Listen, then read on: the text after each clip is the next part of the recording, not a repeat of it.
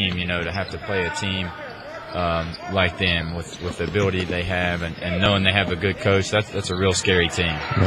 Jordan Aldridge with the left-handed layup with the spin move and all. Nice job by the junior. Yeah, unfortunately the view was blocked, Tony, by the referee, but like you said, it was a great move to get to the basket. He spun right around his defender there all the way out by the three-pointer and that left him a lane wide open. He took full advantage and finished with the left hand, and he's right-handed. Webster County seems like they've been real impatient here in the second half. It seems like they're throwing up a lot of quick shots, whereas Lincoln County is moving the ball around and creating open lanes for their guys to drive to the basket. Yeah, a lot of people don't understand the more times you pass the ball, the better look you're going to get. Well, you just got to think, you know, the more times you pass around, the more times the guy has to move, the more likely he is to make a mistake and give you a chance to, you know, a backdoor for a layup or get an open shot, you know. Absolutely. Josh Hill connecting on his first free throw attempt. He's now got 5 off the bench, and this will be for his 6th. Front rim no good. Lincoln County's lead by 22, 53-31. Brett Morris going in. He's always got that vision. He's a pass first kind of player, isn't he?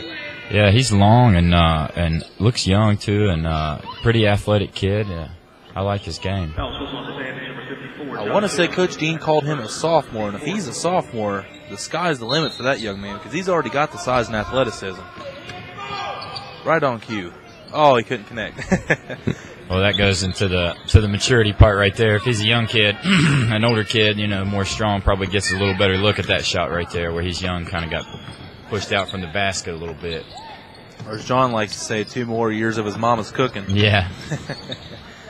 Nick Sampson going in. He couldn't connect on, but it's going to be last touched by 24, Hunter Given there. So he'll be helped up by his teammates. 53-31 remains your score at the 6:38 mark. Lincoln County. Well, I've got to give it up to Coach Plumley. He's impressed me here. He does a great job with his kids. They're disciplined. They rebound well. They defend well. They make open shots. It's just impressive. And another thing, you may not know as much about it as everybody else does, Coach Green, but, you know, they've lost 4 seniors throughout the year, too, so he's had to constantly rebuild and adjust his roster, you know, and that's probably no easy job to do as a coach. You've got to deal with that a little bit. I've seen how it works with, you know, Seth Hayner leaving and, you know, the injury to T.J. Tomlin, now to Trevor Andrews. So David Brown leaving. David Brown leaving for West Virginia State. Congratulations to him again, by the way. Well, we've had some ups and downs this season, but we think we have a good, solid basketball team. We have a lot of kids who can come in and contribute, and we just have to get them to their maximum potential. But you know, that is impressive what he's done. You know, with the kids. Especially losing 4 seniors, you know, your seniors are usually your leaders and what keep your team together. But he has done an impressive job. I know the kid who just quit was one of their better players, and I've seen him play, and I liked his game. He was long and athletic. But it seems like they didn't even miss a beat here tonight.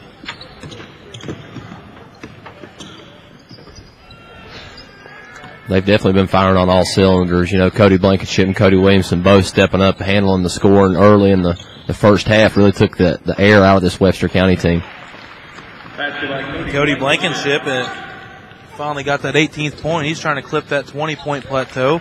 And answering right down here on the other end is Chris Miller. He's got 11. 55-33, 22-point lead. It's going to be last touch as it was poked out of bounds there by Andrew White. 55-33, we're stopped at the 5:15 mark. Tony Lane, John Foster, and special guest, Logan assistant coach on the varsity NJV team, Zach Green, ex-Wildcat and battler of Alderson Broadus. Like he's mentioned, you've played a game or 2 on this court of the old conference tournament. Yeah, quite a few on this court. Greatest memory? Greatest memory is probably my junior year. We won the conference tournament. I was only like 3 games back. I broke my wrist, and I'd only been back about 3 games. I missed 25 games, I think, and come back, and then conference championship. I come off the bench and had a solid game, and just knowing that you're a champion and you did it in front of all these people and all the other coaches in the conference and stuff. It was a great feeling. I think that was one I missed, actually, but figures. I think every year I missed, y'all won, so it may have been no answer. Oh, we had some solid teams there, man. Every year we were, top 1 or 2 in the conference. So either won either the conference regular season or the conference tournament 3 out of 4 years I was there. And that 4th year was my senior year, and we didn't win it there, but I had the best record I'd ever had at AB. So we still had a really good season, and Coach Zimmerman, he's an amazing coach. He hard to deal with sometimes, but he's a great coach. Them are normally the best ones, though. That means they don't take no crap from anybody. Well, let's talk about shooting, Zach. I've seen you do plenty of it, and you do it real well. Was there any different preparation you took shooting here in the Civic Center? Because we hear a lot of people talk about, the glass backboards and, the openness of the gym. They have trouble shooting. Yeah, especially if you come from a school that has a smaller gym, and the wall is right there against your backboard. The depth perception can throw you off a little bit, but I guess once you play here so many times, you kind of get used to it. But no, there was nothing really. I tried to focus more on everything else during the game than my shooting. That was just, if I went in, it went in. I wasn't real superstitious about, switching gyms or anything like that. I always believe if you can shoot the basketball, you can shoot the basketball. It's really just that if it bothers you that much, it's really just in your head, I think. I don't think it's much of how you're shooting the basketball or anything like that. It's really in your head. It's a mental challenge that, you have to overcome. Well stated. We're back here to the action, getting ready to finish out the last 4:15 in this one. Lincoln County up 55-33 over the out of the areas, I guess you could say it, to the Webster County Highlanders. They play teams such as Philip Barber, Grafton. Zach, you're familiar with me up on that one. They're up there around the AB area, actually. So it's nice to see a little north team come down here to the south, and the south getting one. We don't show any favoritism to the south, though. But we met up with Coach Dean before the game. He was a very nice guy. Hopefully down the road we can get more games of him. It was nice of him to come on the pregame show. It was nice. We don't get too many coaches that we're not too familiar with that are willing to step up and get on the mic. No. So we thank you again, Coach Dean, for taking the time to speak with us. And his boys, I tell you what, hats off to them. They've had a frustrating game, and for the most part, they've kept their composure on. They haven't groped or griped too much out there. So, they're taking their loss, like champs, I guess, if there's such a way of putting that. Well, from the opening tip, Tony, it just never really looked like they were ever in it. I don't know if the long trip got to them or what, but they just come out and was flat in the first quarter. And Lincoln County was able to capitalize quick, scoring the basketball. So those two never combined for a good day for a basketball club. Yeah, and Lincoln County's put together 4 solid quarters. I mean, like you said, they've come out from the get-go, established themselves as the better team in this game, and they haven't let go of that. They've done a real good job here in the second half, being patient and getting the shots they want. A lot of teams, including the Logan Wildcats, they like to we get a little lead and we like to start jacking up threes and trying to do stuff we normally don't do. And they did a real good job here, spacing the floor and getting good looks at the basket. So another question for you, Coach Green. In your opinion, what do you got to do to shut down the Ohio signee Taekwon Gore, the 6'8" big man, especially with the loss of Trevor Andrews? It's going to be tough without Trevor. Trevor matches up with him well. He's 6'7", long, athletic like Gord is. But we're just going to have to really keep him off the glass. Don't let him get anything easy. Make him earn everything. I think with a guy like that and his athletic ability and things he can do. And at this level, sometimes it's really hard to stop him. You try to do your best to contain him, and not let them just absolutely kill you. Well, he's one of them players, Gord. He can take over a game, and he can. I mean, we saw him up against Greenbrier East, And right out of the gate, first score of the game was a breakaway fast break dunk that got the whole crowd into it. I mean, are you worried about the emotions, being held in check here? If he getting a couple big dunks like that, do you think Logan being outside of the Willie Acres is going to be able to handle that kind of emotion? Well, guys at that level, if they start getting themselves going and their offense rolling, he starts making a couple outside shots. There's probably not a whole lot we can do with him. He's except there's maybe I don't know, throw some double teams at him. But I really think we've got the size to contend with him. I don't think our guys are quite as athletic as he is, and we'll just have to keep switching up guys on him. Use all 10 or 15 fouls from our big guys if we have to. Put them on the line. Don't give him any easy dunks or layups. As we approach the 2-minute mark here, Webster County hitting a three done recently was number 23, Brett Morris. He's got 7. Here we go. Lincoln County pushing the ball back up the floor off the miss. Cody Williamson open for 3. Front rim, no good.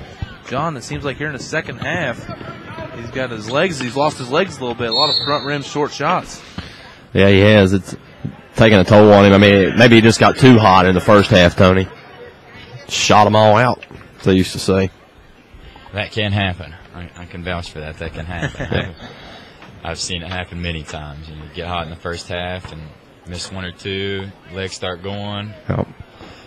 And it's mainly a form type thing, and you start, like you said, your legs give way. You might not jump as high as you were in the first half. Mm-hmm. A lot of things can contribute to poor shooting in the second half of a game, to where if you were hot in the first half. Well, if a kid has any ability to get to the basket at all, that's when you tell yourself as a player, if I miss 2 in a row, I'm starting to lose my legs. I have to get to the basket. I have to get easy points for my team. Sitting out here jacking them up isn't doing my team any good. So, a smart player at that time makes adjustments to his game, not just his form or his shot, but he has to, make his mind up that he's going to get to the basket. It's good to see this, actually. I mean, the good thing about coming out of a 20-point lead is that every kid gets to experience the Charleston Civic Center with some playing time, at least. As Webster County's got in some players off their bench, as well as Lincoln County. I think the Civic Center can play 2 different roles here. Kids can get excited because they're playing here, and then you can come in here and it's not a packed house like you see at the state tournament, and and you can't, the crowd's not as active and stuff like that. So it can play 2 different roles. It can get them up or it can get them down. I played, went from playing at Logan where there's 4,000 fans in the stands to going to college where there's 500, and it's tough to get yourself up sometimes. But I think Lincoln County's done a real good job here of keeping themselves up, and they just continue to hit the glass, and they're just killing them on the glass. Nick Sampson then able to get in there, but Nate Kremens is going to go up, finish, and get one along the way. We'll go ahead and say the players here for Webster County got to get their names out there. Number 44, Brandon Wamsley. 40, Tyler Anderson. 50. Number 50, John Blankenship. Number 5, Trent May. Out there.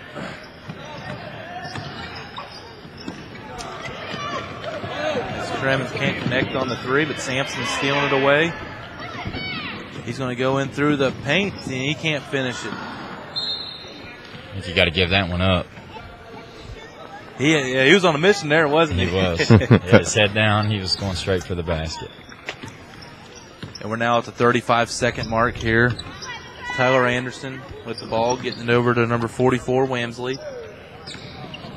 As this game closes, I'm really, really interested to see Tug Valley and Oak Hill. Oak Hill's got the big kid, right. He's, from what I understand, he is an absolute beast, and I'm real anxious to see what he has here tonight. And Tug Valley had the size to match up with him, 6'9" inside Mason Pack.